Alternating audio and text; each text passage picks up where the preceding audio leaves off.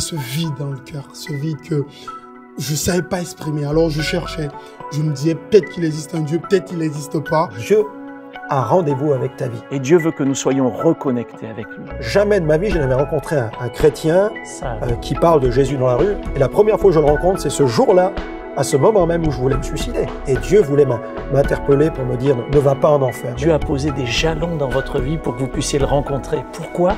Parce que Dieu vous aime, parce que Dieu veut le meilleur pour votre vie. Quand j'ai invité Jésus de manière concrète dans ma vie, eh bien ma vie n'a plus jamais été la même. Et j'ai prié, je dis si tu existes, viens dans mon cœur et change ma vie. Et quelque chose s'est passé, un truc incroyable. Et au bout d'un temps, mais j'ai ressenti un amour, une paix qui me submergeait. Et mon pote, il m'a regardé, il me dit non, t'es devenu chrétien. Et là, la foi est rentrée en moi petit à petit. J'ai vraiment recentré ma vie. Et chaque fois, je rentrais dans ma chambre et je priais et cette paix, cet amour revenait. Toutes mes souffrances passées, j'ai pu lui exprimer, toutes mes douleurs. C'était comme un pansement. J'ai crié à Dieu, je dis Seigneur, sors-moi de là, je t'en supplie, viens à mon aide. J'ai fait une promesse à Dieu, j'ai dit Seigneur, si tu me sors de là, je te promets que je fais l'effort de te connaître. Et les médecins sont venus vers moi en me disant, monsieur, vous n'avez plus rien.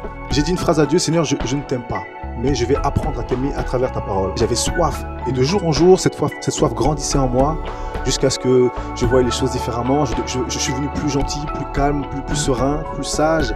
Vraiment, c'était une transformation. Certains se convertissent, moi Dieu m'a converti. Voilà, moi Dieu, il m'a pris, il m'a changé. Il a changé ma vie. Jésus est rentré dans ma vie, dans mon cœur, il a commencé à me transformer. Et ce soir-là, vraiment, ce jour-là, j'ai pu dire oui, j'ai l'assurance d'être sauvé. Seul Jésus a pu changer mon cœur. Seul Jésus a pu changer ma vie. Le changement, il doit commencer à l'intérieur. Exactement. Jésus veut changer notre vie de l'intérieur. Moi, j'ai essayé de changer l'extérieur, mais c'est l'intérieur qui doit changer. Et moi, ma prière de chaque jour, c'est que vraiment Dieu qui est dans le ciel, il puisse toucher leur cœur. Parce que Dieu les aime. Moi, je les aime.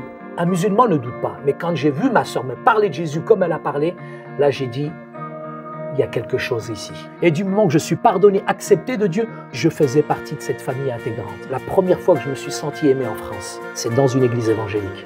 Et là, j'ai été frappé par l'amour des chrétiens. Dieu n'est pas un homme et Dieu est capable de nous sortir de situations délicates que nous traversons dans notre vie de tous les jours mieux que quiconque. Dieu m'a aimé et aujourd'hui, si je l'aime, c'est parce qu'il m'a aimé le premier. Il n'a pas attendu que je sois quelqu'un d'exceptionnel, mais il m'a aimé tel que j'étais. Nous pouvons aimer Dieu parce qu'il nous a aimé le premier. Jésus est venu pour nous faire connaître l'amour du Père. Dieu vous connaît et je vous dis, je vous en supplie, faites la paix avec Dieu. La foi nous permet de croire que tout est possible à Dieu. La chose incroyable, c'est que malgré toutes nos différences et malgré notre péché qui nous sépare de Dieu, notre rébellion contre Dieu, Dieu nous aime. Aujourd'hui, restez accrochés à cette révélation. Dieu est bon, Dieu vous aime, vous pouvez venir tel que vous êtes et lui parler.